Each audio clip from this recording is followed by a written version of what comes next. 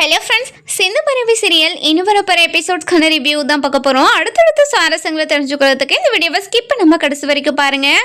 அன்னபூர்ணி இருந்துட்டு சிவா கிட்ட போயிட்டு, இங்கே பாரு சிவா, அந்த சிந்துவை மட்டும் நீ எப்போவுமே ஏற்றுக்கவே கூடாது. நம்ம குடும்பத்துக்கும் அவங்க குடும்பத்துக்கும் உனக்கும் எவ்வளோ பெரிய துரோகத்தை பண்ணியிருக்கான். அப்படி ஒருத்தியை நீ ஏற்றுக்கவே கூடாது சிவா, நான் சொல்கிறத கேளு சிவா அப்படின்னு சொல்லவும், நம்ம சிவா அமைதியாகவே இருக்கிறத பாட்டு, என்ன சிவா நான் சொல்லிக்கிட்டே இருக்கேன், நீ பாட்டுக்கு அமைதியாகவே இருக்க, என்னாச்சு சிவா அப்படின்னு சொல்லி கேட்கவும், சரிங்க பெரியம்மா, உங்க வார்த்தையை நான் என்னைக்கு மீறி இருக்கேன், கண்டிப்பா நான் சிந்துவை ஏத்துக்க மாட்டேன், நீங்க கவலைப்படாதீங்க அப்படின்னு சொல்லிடுறாங்க. இதை கேட்ட உடனே அன்னபூர்ணிக்கு ரொம்பவே சந்தோஷமாயிடுது. இந்த பக்கம் பார்த்தீங்கன்னா நம்ம ஸ்னேகா இருந்துட்டு சிந்து கிட்ட, இங்க பாருடி, நீ கண்டிப்பா சிவா கூட சேர்ந்து வாழவே முடியாதடி, நானும் சிவாவும் கல்யாணம் பண்ணிக்க தான் போறோம், அது மட்டும் இல்லாம அன்னபூர்ணியை எங்க ரெண்டு பேரையும் சேர்த்து வைப்பாங்கடி, இதை நீ கண்ணால பார்க்க தான் போற அப்படின்னு சொல்லவும், இதை கேட்ட உடனே நம்ம சிந்து இருந்துட்டு ரொம்பவே கோவமா, இங்க பாரு, ஆணவத்தெல்லாம் ஆடிக்கிட்டு இருக்காத, உன்னோட சூழ்ச்சி அன்னபூர்ணி அத்தைக்கு தெரியாம இருக்கு, தெரிஞ்சிச்சுன்னா கண்டிப்பா உன்னை வீட்டை விட்டு துரத்த தான் போறாங்க அப்படின்னு சொல்லிடுறாங்க. இதை கேட்ட உடனே நம்ம அதாவது ஸ்னேகா இருந்துட்டு, இங்கே பாரு, உன்னோட ஆட்டை எல்லாமே முடிஞ்சு போயிடுச்சு, இதுக்கப்புறமும் எதுக்காக நீ இவ்வளோ பிளட்டப் பண்ணிட்டு இருக்க, இந்த மாதிரியெல்லாம் பிளட்டப் எல்லாம் பண்ணாத சரியா அப்படின்னு சொல்கிறாங்க. அதாவது அதுக்கப்புறம் என்ன, நம்ம ஸ்னேகா இருந்துட்டு ரொம்பவே கோவமாக சிந்துக்கிட்ட டைலாக் பேசிட்டு கிளம்பிடுறாங்க. இன்னொரு பக்கம் பார்த்தீங்கன்னா நம்ம அன்னபூர்ணி இருந்துட்டு, ஸ்னேகா நம்ம உயிரை காப்பாற்றிருக்கா, எவ்வளோ பெரிய நல்லது பண்ணியிருக்கா, ஸ்னேகா மட்டும் நம்ம உயிரை காப்பாற்றலைன்னா கண்டிப்பாக நம்ம உயிரோடு இருந்திருக்க மாட்டோம்ல அப்படின்னு யோசிச்சுக்கிட்டு இருக்காங்க. அந்த நேரம் பார்த்து நம்ம மகா வராங்க. வந்த உடனே நம்ம அன்னபூர்ணி கிட்ட போயிட்டு, இங்க பாருங்கக்கா, உங்ககிட்ட ஒரு முக்கியமான விஷயத்த பத்தி பேசலாம் தான் வந்தேன், நான் இதை பத்தி உங்ககிட்ட சொல்றேன்னு நீங்க தப்பா எடுத்துக்காதீங்க. அதாவது என்னோட பையனுக்கு ஸ்னேகாவை கல்யாணம் பண்ணி வைக்கணும்னு நான் முடிவு பண்ணியிருக்கேன். நீங்க என்ன நினைக்கிறீங்க? ஸ்னேகா ரொம்ப நல்ல பொண்ணு, அவளை நீங்க புரிஞ்சுக்கிட்டு நீங்க சிவாவோட சேர்த்து வைக்கணும். சிவாவும் அதாவது ஸ்னேகாவும் எவ்வளோ லவ் பண்ணாங்கன்னு உங்களுக்கே தெரியும். அப்படி தெரிஞ்சிருந்தோம் சிவாவையும் ஸ்னேகாவையும் பிரிக்கிறது ரொம்ப பெரிய தப்பு. சிவா கிடைக்கலன்றதுக்காக ஒரு சில தப்பு நான் ஸ்னேகா பண்ணியிருக்காதான், நான் இல்லைன்னெல்லாம் சொல்லலை, அவள் ரொம்ப நல்லவ, கண்டிப்பா சிவாவை கல்யாணம் பண்ணிக்கிட்டானா சிவாவும் சந்தோஷமா இருப்பான், நீங்களும் ரொம்ப சந்தோஷமா இருப்பீங்க அக்கா, நீங்க தான் ஒரு நல்ல முடிவு எடுக்கணும் அப்படின்னு சொல்றாங்க. இதை கேட்ட நம்ம சிந்துக்கு பயங்கரமா ஷாக் ஆயிடுது. நம்ம அன்னபூர்ணி இருந்துட்டு, இங்க பாரு மகா, நானும் இதை பத்தி தான் யோசிச்சுக்கிட்டு இருக்கேன், சிவாக்கு எப்படியாவது சிந்துக்கிட்ட இருந்து ஒரு டிவோர்ஸை வாங்கி கொடுத்துட்டு நம்ம ஸ்னேகாவுக்கு கல்யாணம் பண்ணி வச்சிடலாம், நீ கவலைப்படாத சிவா, நான் என்ன சொன்னாலும் கேட்பான், அவனோட வாழ்க்கை நல்லா இருக்கணுன்றதுக்காக சிந்துக்கு நான் இப்படி ஒரு முடிவை பண்ணி கொடுத்துருக்கேன் அப்படின்னு சொல்கிறாங்க. இதை கேட்ட உடனே நம்ம சிந்து இருந்துட்டு ரொம்பவே ஷாக்கிங்காக போய் உட்காந்து அழுதுகிட்டு இருக்காங்க. அந்த நேரம் பார்த்து நம்ம சிவா வந்து சிந்துக்கிட்ட, இங்கே பாரு சிந்து, இதுக்காக அழுதுகிட்டு இருக்க அப்படின்னு கேட்கவும், இங்கே பாரு டாக்டரே, உன் மனசில் இருக்கிற விருப்பத்தை கூட உன்னால் உங்கள் பெரியம்மா கிட்ட சொல்லவே முடியாத, அவ்வளோ பெரிய கோழியா சிவானி அப்படின்னு கேட்கவும், இங்க பாரு சிந்தோ, இந்த மாதிரி எல்லாம் பேசாத சிந்தோ, ஏன் சிந்தோ இப்படி எல்லாம் பேசிக்கிட்டு இருக்க, எப்படி சொல்றது டாக்டரே, நானு எப்படி உன்னோட பெரியம்மா கிட்ட நீ அவங்க என்ன சொன்னாலும் உன் மனசுல இருக்க விருப்பத்தை கூட நீ அவங்க கிட்ட சொல்லாம நீ பாட்டுக்கு தலையை ஆட்டிக்கிட்டே இருப்பியா அப்படின்னு அவங்க பாட்டுக்கு நம்ம சிந்து பேசிக்கிட்டே இருக்காங்க. இதெல்லாம் கேட்டுக்கிட்டு இருந்தேன் நம்ம சிவா இருந்துட்டு ரொம்பவே கோவமா, கொஞ்ச நேரம் நிறுத்து, எதுக்காக இப்படி எல்லாம் பேசிக்கிட்டு இருக்க அப்படின்னு ரொம்ப கோவமா பேசிக்கிட்டு இருக்காங்க. இதை கேட்ட உடனே நம்ம சிந்து இருந்துட்டு, என்ன டாக்டரே, இங்கே பாரு டாக்டரே, என்னோட வாழ்க்கையை காப்பாற்றுறதுக்காக நானே அத்தை கிட்ட போராடி என்னோட வாழ்க்கையை மீட்க போகிறேன், இனிமேல் எனக்காக யாருமே வர தேவையில்ல, எனக்காக நீ பாவமும் பார்க்க தேவையில்ல, இனிமேல் சாப்பாடு கொண்டு வரது, நீ சாப்பிடுன்னு சொல்கிறது, நீ இவ்வளோ கஷ்டப்படுறது என்னால் பார்க்க முடியாது அப்படின்னு சொல்கிறது எதுவுமே நீ வச்சுக்காத டாக்டரே, உன்னோட வேலையை நீ பாரு, நீ இந்த மாதிரியெல்லாம் பண்ணுறேன்னு அன்னபூர்ணி அத்தைக்கு தெரிஞ்சா அவங்க பேச்சை மீறின மாதிரி ஆயிடும்ல, அவங்க மனசும் கஷ்டப்படும்ல, இனிமேல் என்கிட்ட எதுவுமே பேசாத அப்படின்னு சொல்லிடுறாங்க. இதை கேட்ட உடனே ஸ்னேகாக்கு ரொம்பவே சந்தோஷம், ஆகாயத்துல பறந்துகிட்டு இருக்காங்க அப்படியே.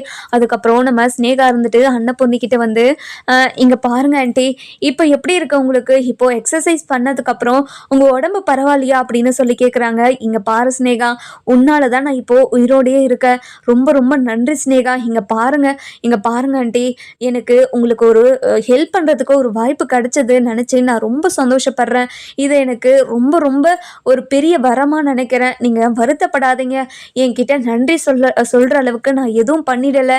நீங்கள் இனிமேல் ஜாக்கிரதையாக இருங்க அப்படின்னு சொல்லிடுறாங்க. அதுக்கப்புறம் என்ன, நம்ம மகாவும் வராங்க. வந்த உடனே என்ன ஸ்னேகா என்ன சொல்கிறாங்க உன்னோட அத்தை அப்படின்னு சொல்லவும், என்ன ஆண்டி சொல்கிறீங்க? இங்கே பாரு ஸ்னேகா, உனக்கும் சிவாக்கும் கல்யாணம் பண்ணுறதுக்காக நான் அக்கா கிட்ட பேசியிருந்தேன். அக்காவும் ஓகே சொல்லிட்டாங்க. இனிமேல் நீங்கள் ரெண்டு பேருமே சேர்ந்து வாழ்கிறதுக்கு அக்காவுக்கு எந்த ஒரு ஆட்சேபனையும் இல்லை. நீ கவலையப்படாத. உன்னையும் சிவாவையும் சேர்த்து வைக்க வேண்டியது என்னோட பொறுப்பு அப்படின்னு சொல்லிடுறாங்க. இதை கேட்ட நம்ம ஸ்னேகா இருந்துட்டு, இங்கே பாருங்க ஆண்டி, நான் சிவாவை எவ்வளோ லவ் பண்ணுறேன்னு உங்களுக்கு தெரியாத ஆண்டி. அவரு தான் என்னோட உசுறு, எல்லாமே அவரு தான். இப்போது அவரை எனக்கு கல்யாணம் பண்ணி கொடுக்குறேங்கன்னு சொன்ன உடனே என் மனசு ரொம்ப சந்தோஷமாக இருக்குது தெரியுங்களா? இந்த சந்தோஷத்தை எப்படி கொண்டாடுறதுன்னு கூட எனக்கு தெரியல. ரொம்ப ரொம்ப ரொம்ப நன்றி அப்படின்னு சொல்கிறாங்க. இன்னொரு பக்கம் பார்த்தீங்கன்னா நம்ம அதாவது சாரதாவும் நம்ம சாரதாவும் வீட்டுக்கார், அதாவது பைரவியோட அம்மா அப்பா வீட்டுக்கு வராங்க. வீட்டுக்கு வந்த உடனே நம்ம அன்னபூர்ணியை பார்த்து, அக்கா என்னக்கா இப்படி ஆயிடுச்சு அவங்க நிலைமை அப்படின்னு சொல்லி கேட்கவும், இங்கே பாரு சாரதா, நானும் நினைக்கல, ஏதோ எனக்கு இப்படி ஆகணும்னு இருந்திருக்கு, அதனால ஆயிடுச்சு அப்படின்னு சொல்லி பேசிக்கிட்டு இருக்காங்க. அதுக்கப்புறம் நம்ம சாரதா இருந்துட்டு, இங்கே பாருங்க நீ, உங்களுக்கு இப்படி நடந்ததை நினச்சி நான் ரொம்ப ரொம்ப வருத்தப்படுறேன். நீங்கள் கவலைப்படாதீங்க, கண்டிப்பாக உங்களுக்கு சீக்கிரமாக சரியாயிடும். நீங்கள் இனிமேல் கவலைப்பட்டு உங்கள் உடம்ப கெடுத்துக்காதீங்க சரிங்களா அப்படின்னு சொல்லவும், இதை கேட்ட உடனே நம்ம அன்னபூர்ணி இருந்துட்டு ரொம்பவே சந்தோஷப்படுறாங்க. இங்கே பாரு சாரதா, இனிமே என்னோட வாழ்க்கையில் என்ன முடிவு எடுக்கிறது, சிவாவோட வாழ்க்கைக்கு என்ன முடிவு எடுத்தா சிவாவோட வாழ்க்கை சந்தோஷமாக இருக்கும் அப்படின்னு நினச்சி நான் ஒரு முடிவு எடுத்திருக்கேன். அதை நினச்சி நீ கஷ்டப்பட்டாலும் படுவேன். நான் என்னோட பையனோட சந்தோஷத்துக்காக தான் இப்படி ஒரு முடிவு எடுத்தேன். அதை நினச்சி நீ வருத்தப்படாத அப்படின்னு சொல்லவும், என்ன நீ சொல்கிறீங்க சொல்லுங்க, நீ என்ன விஷயம் அப்படின்னு சொல்லி கேட்கவும், இங்கே பாரு, என்னோட உசுரவை காப்பாற்றினதே ஸ்னேகா தான். ஸ்னேகா மட்டும் இல்லைனா இப்போது உன் முன்னாடி நின்று நான் உயிரோடு பேசியிருக்கவே மாட்டேன். அதனால் சிவாவையும் அதாவது நம்ம ஸ்னேகாவையும் ஒன்று சேர்த்து வைக்கலான்னு இருக்கேன். அவங்க 2 பேருக்கும் கல்யாணம் பண்ணி வைக்கலான்னு இருக்கேன். சிந்துவை கல்யாணம் பண்ணதுக்கு முன்னாடி சிவாவும் ஸ்னேகாவும் எவ்வளோ லவ் பண்ணிக்கிட்டு இருந்தாங்க. அவங்க 2 பேரும் லவ் பண்ணிக்கிட்டு இருக்கிறது தெரிஞ்சும் சிந்து இப்படி ஒரு வேலையை பண்ணியிருக்கா. இது அவளுக்கே ரொம்ப ரொம்ப அதாவது அவன் மனசாட்சிக்கு உறுத்தாமல் இப்படி ஒரு வேலையை பண்ணி வச்சிருக்கா. பரவாயில்ல, இனிமையாவது என்னோட பையன் சிவா சந்தோஷமாக இருக்கணுன்றதுக்காக நான் இப்படி ஒரு முடிவு எடுத்திருக்கேன். நீ என்ன சொல்கிறமா அப்படின்னு சொல்லி கேட்கவும், இங்கே பாருங்க நீ, உங்கள் பையனோட வாழ்க்கை எது பண்ணால் நல்லா இருக்குமோ நீங்கள் அதை பண்ணிக்கிட்டு இருக்கீங்க. என்னோட பொண்ணு புத்தி கட்டுத்தனமாக எல்லாரையும் இப்படி கஷ்டப்படுத்தியிருக்கா. அதுக்கு அவளுக்கான தண்டனையாக நான் இதை எடுத்துக்கிறேன். எனக்கு இதில் எந்த ஒரு ஆட்சேபனையும் எந்த ஒரு எதிர்முடிவும் இல்லை. நீங்கள் கண்டிப்பாக சிவாக்கு ஸ்னேகாவாக கல்யாணம் பண்ணி வைக்கலாம். நீங்கள் கவலைப்படாதீங்க, இதுக்கு நாங்கள் எதிர்ப்பு சொல்லுவோங்களேன்னு அப்படின்னு சொல்கிறாங்க. இதை நினச்சி தான் நான் ரொம்ப பயந்துக்கிட்டு இருந்தேன். ஆனால் இப்போ நீங்களே இதுக்கு சம்மதம் சொல்லிட்டீங்க, இதுக்கு நான் ரொம்ப சந்தோஷப்படுறேன் அப்படின்னு சொல்கிறாங்க. இதை கேட்ட உடனேயே ரொம்பவே சந்தோஷமாக நம்ம அன்னபூர்ணி இருந்துட்டு சிவாவை கூப்பிடுறாங்க. சிவா வந்த உடனே, இங்கே பாரு சிவா, உனக்கும் ஸ்னேகாக்கும் நான் கல்யாணம் பண்ணி வைக்கிறதா முடிவு பண்ணியிருக்கேன். அதனால் நீ சிவா அதாவது ஸ்னேகாவை கல்யாணம் பண்ணிக்கிறதுக்கு ரெடியாக இரு அப்படின்னு சொல்லிடுறாங்க. இதை கேட்ட சிவாவுக்கு பயங்கரமாக ஷாக் ஆகிடுது. என்ன சொல்கிறதுன்னு தெரியாமல் அப்படி திருன்னு முழிச்சுக்கிட்டு இருக்காங்க. அந்த நேரம் பார்த்து நம்ம அன்னபூர்ணி வராங்க. வந்த உடனே நம்ம சிந்து வராங்க. சிந்து வந்த உடனே ரொம்ப கோவமாக, இங்கே பாரு சிந்து, இங்கே பாருங்கத்த, என்னையும் டாக்டரையும் யாராச்சும் பிரிக்கணும்னு நினச்சிங்க, யாராக இருந்தாலையும் நான் உங்களை எதிர்ப்பேன். எதுக்காக டாக்டருக்கு இப்போ கல்யாணம் ஏற்பாடு பண்ணிக்கிட்டு இருக்கீங்க? இது நான் கோர்ட்டுக்கு வரைக்கும் போவேன். என்கிட்ட இருந்து இன்னும் டிவோர்ஸே வாங்கலை. அப்படி இருக்கும்போது எதுக்காக நீங்கள் இப்படி ஒரு முடிவு எடுத்திருக்கீங்க? இப்படி ஒரு முடிவு எடுத்தது ரொம்ப பெரிய தப்பு. நீங்கள் இப்படி ஒரு முடிவு எடுத்திருக்கவே கூடாது அப்படின்னு சொல்லிடுறாங்க. அதுக்கப்புறம் என்ன, நம்ம பைரவி இருந்துட்டு ரொம்பவே கோவமா, இங்கே பாருடி, நீ பண்ண தப்புக்காக தானே உனக்கு இப்படி ஒரு தண்டனையை கொடுத்துருக்காங்க. அந்த தண்டனையை ஏற்றுக்கிட்டு நீ பொறுத்துக்கிட்டு தான் ஆகணும் அப்படின்னு சொல்லவும், இங்க பாரு பைரவி, நீயாவது என்னோட மனசை புரிஞ்சுப்பேன்னு நினைக்கிறேன். ஆனா நீ கூட என் மனசை புரிஞ்சுக்காம இப்படி என் மனசை கஷ்டப்படுத்துறியே, எதுக்காக இப்படிலாம் பண்ற? நீ பண்றது எதுவுமே எனக்கு பிடிக்கல, எதுக்காக இப்படியெல்லாம் பண்ணிக்கிட்டு இருக்க அப்படின்னு ரொம்ப கோவமா பேசிக்கிட்டு இருக்காங்க. அதுக்கப்புறம் என்ன, நம்ம ஆறுமுகம் இருந்துட்டு, இங்க பாரு பைரவி, சிந்துவை பார்த்தா உனக்கு கொஞ்சம் கூட பாவமா இல்லையா? உன் கூட பிறந்தவன்ற பாசம் கூட உனக்கு இல்லையா? அவ ஏதோ தெரியாம பண்ணிட்டா, எதுக்காக அவளை இவ்வளோ கொடுமைப்படுத்தணும்? இங்க பாருங்க, நீங்க எல்லாரும் பண்றது மிகப்பெரிய தப்பு, அந்த தப்பை பண்ணிடாதீங்க அப்படின்னு சொல்லவும், இதை கேட்ட உடனே நம்ம அதாவது அன்னபூர்ணி இருந்துட்டு, இங்க பாரு ஆறுமுகம், இந்த விஷயத்துல நீ தலையிடாத, இந்த விஷயத்துல சிவாவே அதாவது எந்த ஒரு எதிர்ப்பும் சொல்லாம அவன் முடிவை சொல்லிட்டான். அப்படி இருக்கும்போது எதுக்காக நீ சிந்துக்காக பேசிக்கிட்டு இருக்க? இந்த மாதிரி சிந்துக்காக பேசிக்கிட்டு இருக்காத. முதல்ல இந்த விஷயத்துக்கும் உனக்கும் எந்த சம்மந்தமும் கிடையாது, அதனால இந்த விஷயத்துல நீ எதுவும் தலையிடாத அப்படின்னு சொல்லிடுறாங்க. இந்த பக்கம் பார்த்தீங்கன்னா நம்ம மகா இருந்துட்டு, அக்கா நீங்க என்னோட பையனோட வாழ்க்கைய நல்லா இருக்கிறதுக்காக இப்படி ஒரு முடிவு எடுப்பீங்கன்னு நான் நினைச்சு கூட பார்க்கலக்கா. எனக்கு எவ்வளவு சந்தோஷமா இருக்கு தெரியுமா? இந்த சந்தோஷத்தை என்னால எப்படி கொண்டாடுறதுன்னு கூட தெரியல. நான் அவ்வளவு சந்தோஷமா இருக்கேன் அப்படி இப்படின்னு நம்ம சிவா இருந்துட்டு ரொம்பவே சந்தோஷமா நம்ம மகா ரொம்ப சந்தோஷமா இருக்காங்க. சரிங்கக்கா, இந்த விஷயத்த நான் ஸ்னேகா கிட்ட சொல்லிடுறேன் அப்படின்னு சொல்லிட்டு நம்ம ஸ்னேகாவுக்கு கால் பண்ணி, இங்க பாரு ஸ்னேகா, அன்னபூர்ணி அக்கா உனக்கும் சிவாக்கும் கல்யாணம் ஏற்பாடு பண்ணிட்டாங்க. இன்னும் கொஞ்ச நாள்ல உனக்கும் சிவாக்கும் கல்யாணம் ஆக போகுது அப்படின்னு சொல்லவும், இதை கேட்ட உடனே நம்ம ஸ்னேகா இருந்துட்டு, ஆண்டி என்ன ஆண்டி சொல்றீங்க, உண்மையாவா? இது என்னால நம்பவே முடியல தெரியுமா? எனக்கு எவ்வளவு சந்தோஷமா இருக்கு தெரியுங்களா ஆண்டி? என்னால இந்த சந்தோஷத்தை தாங்கவே முடியல அப்படின்னு சொல்லவும், இங்க பாரு ஸ்னேகா, இது எல்லாத்துக்கும் காரணம் அன்னபூர்ணியோட உயிரை காப்பாத்தினது தான். இதுக்காக தான் உன்னை அன்னபூர்ணி ஏத்துக்கிட்டு இப்போ சிவாக்கு கல்யாணம் பண்ணி வைக்கிறேன்னு முடிவே பண்ணியிருக்காங்க. நீ கவலைப்படாத. நீயும் அன்னபூர்ணியும் ரொம்ப ரொம்ப சந்தோஷமா இருப்பீங்க. அதாவது நீயும் சிவாரும் ரொம்ப சந்தோஷமா இருப்பீங்க, கவலையே படாதீங்க அப்படின்னு சொல்லிக்கிட்டு இருக்காங்க. இன்னொரு பக்கம் பார்த்தீங்கன்னா, எசக்கியை பிடிக்காம நம்ம காயத்ரி ரொம்பவே வருத்தப்பட்டுக்கிட்டு இருக்காங்க. நம்ம எசக்கி இருந்துட்டு காயத்ரி கிட்ட போயிட்டு, இங்க பாரு காயத்ரி, இப்போ உடம்பு எப்படி இருக்கு உனக்கு? இப்போ நல்லா இருக்கா அப்படின்னு சொல்லி கேட்கவும், இப்போ ஓரளவுக்கு பரவாயில்ல எசக்கி. நீ என்னை எதுக்காக இவ்வளோ அக்கறை எடுத்து பார்த்துக்கிற? நான் தான் இன்னொருத்தனை பிடிச்சிருக்கேன்னு சொல்றேன்ல, எதுக்காக என்கிட்ட இன்னும் நெருக்கமா பழகிக்கிட்டு இருக்க? நீ இந்த மாதிரி என்கிட்ட பழகிக்கிட்டு இருக்கிறதே எனக்கு பிடிக்கல அப்படின்னு சொல்லிடுறாங்க. இதை கேட்டு உடனே, இங்க பாரு, இப்பவே போயிட்டு நான் உனக்காக செலியன் கூட சேர்த்து வைக்க சொல்லி நான் அக்கா கிட்ட பேசவா அப்படின்னு சொல்லவும், இங்க பாரு இசக்கி, இந்த விஷயத்த பத்தி நானே அம்மா கிட்ட பேசிக்கிறேன், நீ பேசாத, நீ பேசினா வேற மாதிரி ஆயிடும் பிரச்சனை, அதனால நானே அம்மா கிட்ட போய் பேசுறேன் அப்படின்னு சொல்றாங்க. இது கேட்ட உடனே எசக்கிக்கு பயங்கரமா கோவம் வருது. அதை வெளியே காட்டாம அமைதியா இருக்காங்க. அதுக்கப்புறம் நம்ம எசக்கி இருந்துட்டு மகா கிட்ட போயிட்டு நடந்த விஷயத்தெல்லாம் சொல்றாங்க. இங்க பாருக்கா, அந்த காயத்ரி பண்றதை என்னால ஏத்துக்கவே முடியலக்கா. காயத்ரி எதுக்காகக்கா இப்படி எல்லாம் பண்ணிக்கிட்டு இருக்கா? இந்த மாதிரி எல்லாம் பண்ணாதன்னு போய் நீயாவது எடுத்து சொல்லுக்கா. இங்க பாருடா, நான் எப்படிடா இதை பத்தி சொல்ல முடியும்? அவ அன்னபூர்ணி அக்கா கிட்ட விஷயத்த சொல்லுவாள்ல, அதுக்கப்புறம் அவளை பார்த்துக்கலாம், அவளை நம்ம சும்மாவே விடக்கூடாது.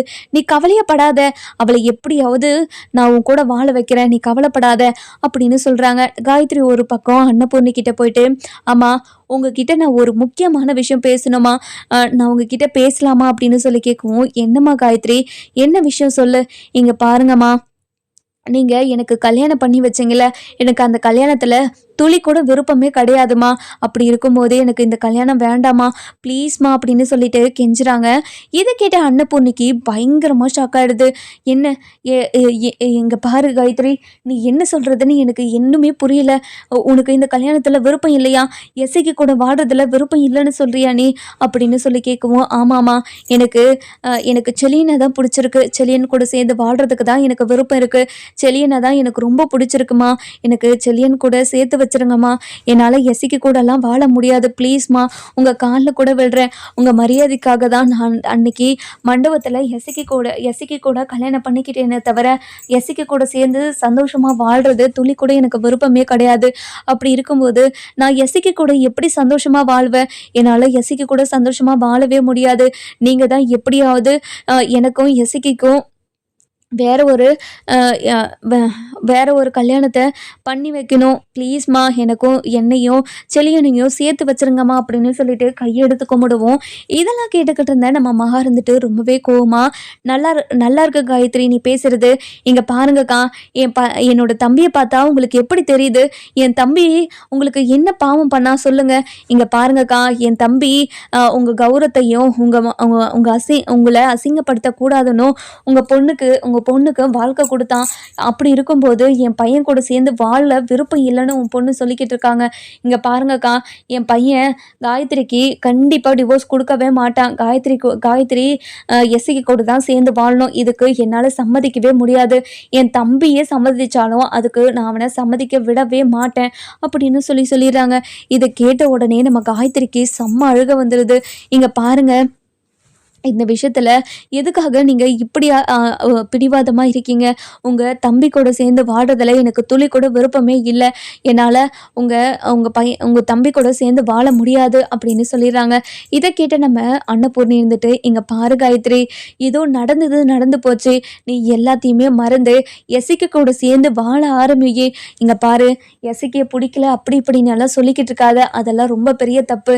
இந்த மாதிரிலாம் சொல்லாத சரியா அப்படின்னு சொல்றாங்க. இது கேட்ட உடனே நம்ம காயத்ரி இருந்துட்டு, இங்க பாருங்கம்மா, என் மனசுல இருக்கிற விருப்பத்தையும் என் மனசுல இருக்கிற ஆசையும் எல்லாத்தையுமே உங்ககிட்ட சொல்லிட்டேன். இனிமேல் முடிவு எடுக்க வேண்டியது உங்களோட பொறுப்பு. நீங்க என்ன பண்ண போறீங்கன்னு நீங்க தான் முடிவு பண்ணணும் அப்படின்னு சொல்லிடுறாங்க. இதை கேட்ட உடனே நம்ம அன்னபூர்ணிக்கு கஷ்டம் தாங்கவே இல்லை. அந்த நேரம் பார்த்து நம்ம பைரவி வரவும், அத்தை என்னாச்சு அத்தை? இங்க பாரு பைரவி, காயத்ரி எசிக்கு கூட சேர்ந்து வாழ முடியாது, எனக்கு எசிக்கு கூட சேர்ந்து வாடுறதுல துளி கூட விருப்பம் இல்லை அப்படின்னு சொல்லிட்டு அவ பாட்டுக்கு போறா. எனக்கு ரொம்ப கஷ்டமா இருக்குது. அவளுக்கு பிடிக்காத வாழ்க்கையை அமைச்சு வச்சுட்டவங்களேன்னு நினைச்சு நான் ரொம்ப வருத்தப்படுறேன் அப்படின்னு சொல்றாங்க. இதை கேட்ட உடனே நம்ம பைரவி வந்துட்டேன், இங்க பாருங்க அத்தை, நான் மண்டபத்திலே உங்ககிட்ட எத்தனையோ முறை சொன்னேன், நீங்க தான் கேட்காம இப்போ காயத்ரிக்கு பிடிக்காத ஒரு வாழ்க்கையை அமைச்சு வச்சுட்டீங்க. பிடிக்காத ஒரு வாழ்க்கையை அமைச்சுக்கிட்டு அவ எப்படி சந்தோஷமா வாழ முடியும்னு நினைக்கிறீங்க? கண்டிப்பா அவ சந்தோஷமா வாழவே முடியாது. நீங்க மனசு வச்சா கண்டிப்பா நம்ம காயத்ரி சந்தோஷமா வாழலாம். நீங்க காயத்ரி ஆசைப்பட்ட மாதிரி எப்படியாவது நீங்க செலியன் கூட சேர்த்து வச்சிட்டீங்கன்னா கண்டிப்பா நம்ம காயத்ரி ரொம்ப சந்தோஷமா இருப்பான். அது மட்டும் இல்ல, செலியன் எசிக்கையோட வாழ்க்கைக்கும் ஒரு நல்ல முடிவு கிடைக்கும். அவனும் இப்போ வாழாம காயத்ரியும் சேர்ந்து வாழாம 2 பேர் வாழ்க்கையும் நாசமா போய்கிட்டு இருக்கு. அப்படி இருக்கும்போது 2 பேரையும் பிரிச்சு ஆளுக்கு ஒரு லைஃபை அமைச்சு கொடுத்தீங்கன்னா கண்டிப்பா 2 பேருமே ரொம்ப சந்தோஷமா இருப்பாங்களே. இங்க பாருங்கக்கா, நீங்க தான் இந்த விஷயத்துல நீங்க தான் இந்த விஷயத்துல ஒரு நல்ல முடிவு எடுக்கணும். நீங்க என்ன யோசிச்சு சொல்றீங்கன்னு நானும் பாக்குறேன் அப்படின்னு சொல்லிடுறாங்க. இன்னொரு பக்கம் ஆரம்பம் இருந்துட்டு ரொம்பவே டென்ஷன்ல உட்காந்துக்கிட்டு இருக்கவும், நம்ம பைரவி போய் என்ன எதுக்காக இப்படி உட்காந்துக்கிட்டு இருக்க, என்னாச்சு அப்படின்னு சொல்லி கேட்கவும், இங்க பாரு பைரவி, நீ உன்னை நினைச்சா எனக்கு ரொம்ப ரொம்ப கோவமா வருது. எதுக்காக சிந்துக்கு இவ்வளவு பெரிய துரோகத்தை நீ பண்ணிக்கிட்டு இருக்க? சிந்து என்ன பாவம் பண்ணா? அவ உன்கிட்ட ஏதாவது உன்னை ஏதாவது கஷ்டப்படுத்தினாளா? உன்னோட வாழ்க்கை இப்போ சந்தோஷமா தானே இருக்கு. அப்படி இருக்கும்போது எதுக்காக இவ்வளோ கஷ்டப்பட்டுக்கிட்டு இருக்க நீ? இங்க பாரு, அவளை இப்படி கஷ்டப்படுத்துறது நியாயமே கிடையாது. முதல்ல அவகிட்ட போய் மன்னிப்பு கேளு. இங்க பாரு, அவளால தான் என்னோட வாழ்க்கையை கேள்விக்குறையாச்சு. என்னால் அவ கூட பேசவும் முடியாது. அவ எவ்வளோ கஷ்டப்பட்டாலும் அதுக்கு இறக்கப்படவும் என்னால் முடியாது. உன்ன மாதிரியெல்லாம் என்னால் இருக்க முடியாது. உனக்கு இப்படி ஒரு பொண்டாட்டி கிடைச்சிச்சுன்னு நினச்சி ரொம்ப மெதப்பலெல்லாம் இருக்காத. உன்னோட வாழ்க்கை இன்னும் கொஞ்ச நாள் தான். கண்டிப்பா உன்னை விட்டு நான் போக தான் போறேன். என்னோட வாழ்க்கையை நான் எனக்கு பிடிச்ச மாதிரி நான் அமைச்சுக்க தான் போறேன். நீ என்ன நினைச்செல்லாம் வருத்தப்பட்டுக்கிட்டு இருக்காத. சீக்கிரமா இன்னொரு வாழ்க்கைக்கு நீ ரெடி ஆயிடு அப்படின்னு சொல்லிடுறாங்க. அதுக்கப்புறம் இன்னொரு பக்கம் பார்த்தீங்கன்னா, நம்ம மகா இருந்துட்டு அன்னபூர்ணி கிட்ட போயிட்டு, இங்க பாருங்கக்கா, நம்ம எவ்வளோ சீக்கிரமா சிவா ஸ்னேகாவோட கல்யாணத்தை முடிக்கிறோமோ அவ்வளோ சீக்கிரமா முடிக்கணும்க்கா. நீங்க தான் அதுக்கு எல்லாத்துக்கும் ஏற்பாடு பண்ணணும். அதுக்குள்ள நம்ம ஹைகோர்ட்ல இந்த கேஸை அப்பீல் பண்ணி எப்படியாவது சிந்துவை இந்த வீட்டில இருந்து துரத்து விட்டுடலாம். அப்ப உடனே ஹைகோர்ட்ல அப்பீல் பண்ணி அடுத்த நாளே நம்மளுக்கு கேஸ் ஹியரிங்க்கு வந்துடும். அப்புறம் 2 பேருக்கும் டிவோர்ஸ் வாங்கிடலாம். டிவோர்ஸ் பண்ண கையோட நம்ம 2 பேருக்கும் நம்ம அதாவது சிவாக்கும் நம்ம ஸ்னேகாக்கும் கல்யாணமும் பண்ணி வச்சிடலாம். கல்யாணம் பண்ணி வச்சுட்டா அந்த சிந்துவால் எதுவுமே தடுக்க முடியாது. கண்டிப்பாக சிந்து நம்ம பக்கமே வரமாட்டான். இதுதான் ஒரே ஒரு முடிவு. நீங்கள் என்னக்கா பதில் சொல்கிறீங்க அப்படின்னு சொல்லி கேட்கவும், இங்கே பாரு மகா, நீ என்ன என்ன பண்ணணும்னு ஆசைப்படுறியோ அது எல்லாத்தையும் பண்ணு. அதுக்கு பக்கத்துணையாக நான் இருக்கேன். நீ கவலையே படாத அப்படின்னு சொல்லிடுறாங்க. இது கேட்ட உடனே நம்ம மகா இருந்துட்டு ரொம்பவே சந்தோஷமாக, சரிங்கக்கா, நீங்கள் இப்படி ஒரு வார்த்தையை சொல்லிட்டீங்களே, கண்டிப்பாக இனிமே நான் எவ்வளோ சந்தோஷமாக இருக்க போகிறேன்னு மட்டும் பாருங்கள் அப்படின்னு ரொம்பவே சந்தோஷமாக போகிறாங்க. அதுக்கப்புறம் என்ன இதெல்லாம் கேட்ட நம்ம அதாவது யார் நம்ம சிந்து இருந்துட்டு ரொம்பவே கோவமாக அன்னபூர்ணி கிட்ட போயிட்டு, இங்கே பாருங்கத்த, டாக்டரையும் என்னையும் யாராலையும் பிரிக்கவே முடியாது. டாக்டர் என்கிட்ட இருந்து யாராவது பிரிக்க நினச்சிங்க, அவங்கள நான் சும்மாவே விட மாட்டேன். கண்டிப்பாக அவங்கள ஏதாவது நான் பண்ணியே தீருவேன் அப்படின்னு சொல்லிடுறாங்க. இங்கே பாருடி, நீ பண்ண துரோகத்துக்கு தான் இப்படி ஒரு தண்டனை நான் உனக்கு கொடுத்துருக்கேன். உன்னை பார்க்க பார்க்க எனக்கு பிபி ஏறிக்கிட்டே தான் இருக்குது. முதல்ல என்கிட்ட இருந்து முதல்ல விலகி நில்லு, முதல்ல இங்கேருந்து கிளம்பு அப்படின்னு சொல்கிறாங்க. இதை கேட்ட உடனே நம்ம அன்னபூர்ணி இருந்துட்டு ரொம்பவே கோவமாகவும் சொல்லிக்கிட்டு இருக்காங்க. அதுக்கப்புறம் அதாவது சிந்து இருந்துட்டு, இங்கே பாருங்கத்த, நீங்கள் என்ன தான் என்ன இந்த வீட்டை விட்டு போன்னு சொன்னாலையும் இந்த வீட்டை விட்டு என்னோட உடம்பு போகுதுன்னா என் உசுறு இந்த இந்த வீட்லேயே தான் போகுமே தவிர வேறு எங்கேயுமே போகாது. இந்த வீட்டை விட்டு மட்டும் என்னை துரத்திடலான்னு மட்டும் நினச்சி கூட பார்க்காதீங்க. அது மட்டும் நடக்கவே நடக்காது அப்படின்னு சொல்லிடுறாங்க. ஓ, அப்படி சொல்றியாடி, இங்கே பாரு, என்கிட்ட சவாலெல்லாம் விடாத. அடுத்த ஒரு 2 நாள்லேயே கண்டிப்பாக நான் சிவாக்கும் ஸ்னேகாக்கும் நிச்சயதார்த்தம் பண்ணுறேன் அப்படின்னு சொல்லிடுறாங்க. நம்ம அன்னபூர்ணி சொன்ன மாதிரியே மகாவை கூப்பிட்டு, இங்கே பாரு மகா, இன்னும் 2 நாளில் ஒரு முகூர்த்த நாள் வருது. அந்த நல்ல நாள்லேயே நம்ம சிவாக்கும் ஸ்னேகாக்கும் ஒரு நிச்சயதார்த்தம் பண்ணிடலாம், சரியா அப்படின்னு சொல்கிறாங்க. இதை கேட்ட உடனே நம்ம சிந்து இருந்துட்டு, இங்கே பாருங்கத்த, நீங்கள் ரொம்ப தப்பு பண்ணுறீங்கத்த, எதுக்காகத்த இப்படிலாம் பண்ணிக்கிட்டு இருக்கீங்க? இதை நான் நடக்கவே விட மாட்டேன். இதை எப்படியாவது நான் தடுத்து நிறுத்த தான் போகிறேன் அப்படின்னு சொல்லிடுறாங்க. இங்கே பாருடி, உன்னால் என்ன பண்ண முடியுமோ பண்ணிக்கோ. நான் ஸ்னேகாக்கும் சிவாக்கும் கல்யாணம் பண்ணி வைக்க தாண்டி போகிறேன். உன்னால் என்ன பண்ண முடியுமோ பண்ணிக்கோ. இந்த வீட்டுக்குள்ளே வரக்கூடாதுன்னு உன்கிட்ட நான் எத்தனை முறை சொல்கிறது? எதுக்காக இந்த வீட்டுக்குள்ளே வந்துக்கிட்டே இருக்க? முதல்ல இந்த வீட்டை விட்டு போ அப்படின்னு துரத்தி விட்டுடுறாங்க. நம்ம சிந்துக்கு என்ன பண்ணுறது ஏது பண்ணுறதுன்னு எதுவுமே புரியாமல் அப்படியே குழம்பி போய் நிற்கவும், அப்போ தான் வக்கீலோட ஞாபகமே வருது. நம்ம சிந்துக்காக வாதாடினாங்கள்ல, அந்த வக்கீலுக்கு ஃபோன் பண்ணுறாங்க. ஃபோன் பண்ணி, இங்கே பாருங்கள் மேடம், உங்ககிட்ட நான் ஒரு முக்கியமான விஷயம் பேசுகிறதுக்காக தான் கால் பண்ணேன்.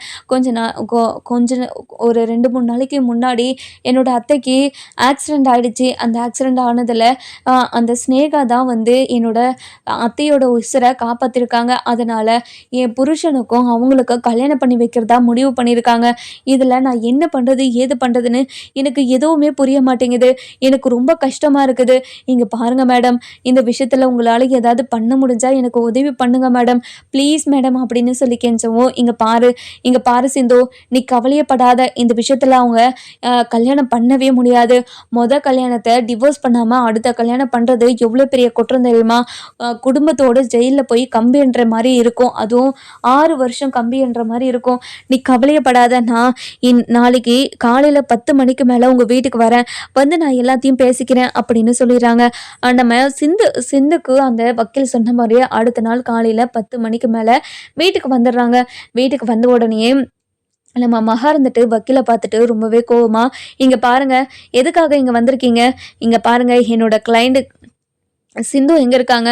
சிந்துவை நான் பார்க்கணும் அப்படின்னு சொல்கிறாங்க. இதை கேட்ட உடனே, இங்கே பாருங்கள், அவளை பார்க்கணுன்னா நீங்கள் வெளியே மீட் பண்ணி பேசுங்க. எதுக்காக நீங்கள் வீட்டுக்கெல்லாம் வந்திருக்கீங்க?